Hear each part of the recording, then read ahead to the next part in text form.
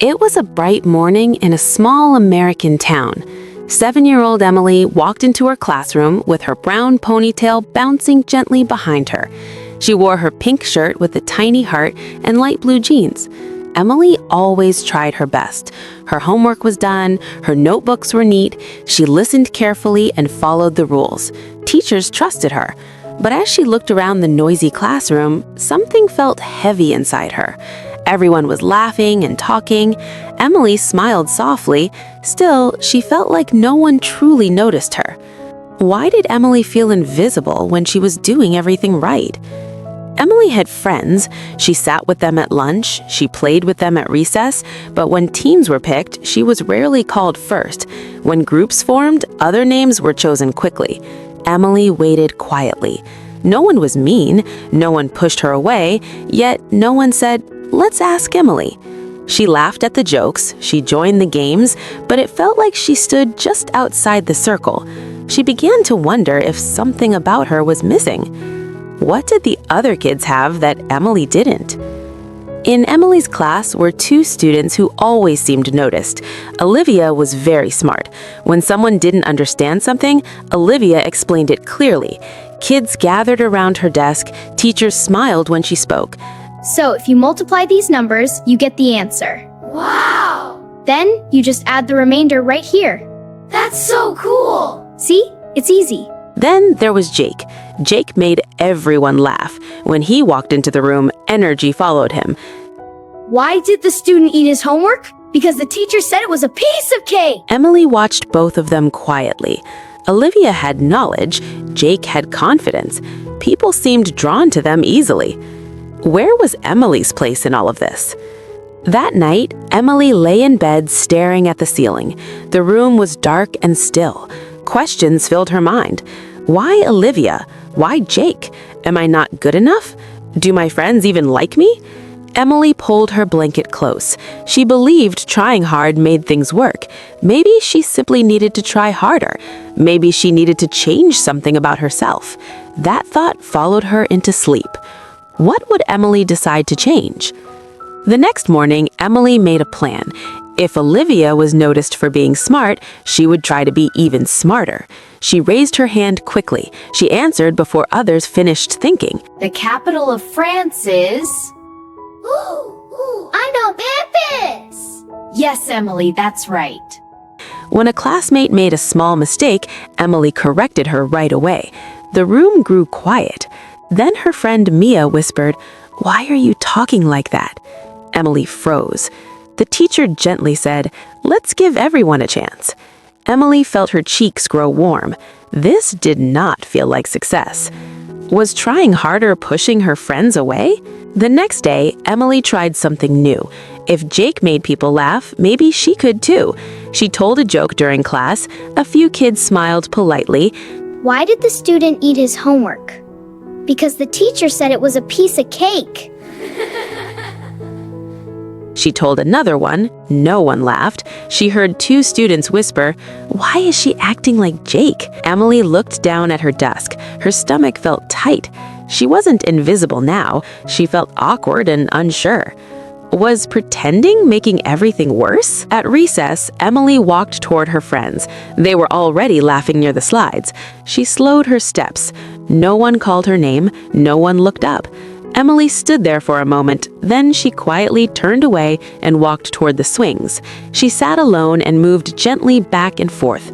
The wind brushed her ponytail. She wasn't angry, she was tired of trying to be someone she was not. What happens when trying harder only makes you feel lonelier? That evening, Emily opened her drawer and found an old drawing from last year. It showed her helping a new student tie her shoes. At the bottom were the words, "Thank you, Emily, you're the nicest." Emily stared at it. She wasn't loud in that picture. She wasn't the smartest. She was just kind, and someone had noticed. Emily held the paper gently and thought for a long moment. Was the real Emily already enough? Later, her mom sat beside her. Emily asked quietly, "Is it okay if I'm not like the others?" Her mom smiled warmly. She said, "Some kids shine bright like fireworks. Some shine steady like stars. Both are beautiful. Being quiet does not mean being weak. Being kind does not mean being unnoticed. You don't have to copy anyone. You just have to be you." Emily felt something soften inside her chest. Was being quiet a weakness or a strength? That night, Emily thought carefully. She realized she had been chasing attention instead of trusting herself. She didn't need to act smarter. She didn't need to act funnier. She needed to believe she was already enough. That felt scary in a different way, but it also felt honest. Maybe courage wasn't about being louder. Maybe it was about being real. What would happen when Emily stopped pretending? The next morning, Emily walked into school calmly. She didn't rush to answer every question. She listened. When someone needed help, she explained gently. I'm confused. It's okay. Look, if you add 2 and 3, you get 5. Oh, I see now. Thank you. You're welcome. When Mia dropped her pencil, Emily picked it up with a soft smile. She wasn't trying to impress anyone. She was simply being herself, and she felt lighter. Did anyone notice the change? During group work, someone asked, "Emily, what do you think?" She hesitated for just a second, then shared her idea calmly. I think we should organize a book drive for the library. We can ask everyone to donate their old books. It would be a great way to help. At lunch, Jake waved her over. Emily paused before walking toward him. She still felt unsure, but she went anyway. "We missed you," he said. Olivia thanked her for explaining something clearly earlier. Emily felt something warm inside her. What had truly changed? Emily began to see what was different. When she forced jokes or rushed answers, people felt confused. But when she listened and spoke kindly, people felt comfortable. She didn't shine loudly like fireworks. She shined steady like a star. And stars are noticed too. What if shining your own way is the bravest choice of all? That night, Emily stood in front of her mirror. She looked at her reflection carefully. For the first time in a long while, she did not wish to be someone else. She smiled at herself. She whispered a soft "Thank you, God," for being exactly who she was meant to be. Her heart felt calm and warm. What changes when you believe in yourself? Emily understood something important. Trying to copy others had hidden her light. Being herself allowed it to shine. She didn't need to be the loudest or the smartest. She only needed to be kind, sincere, and brave in her own way. And that was more than enough.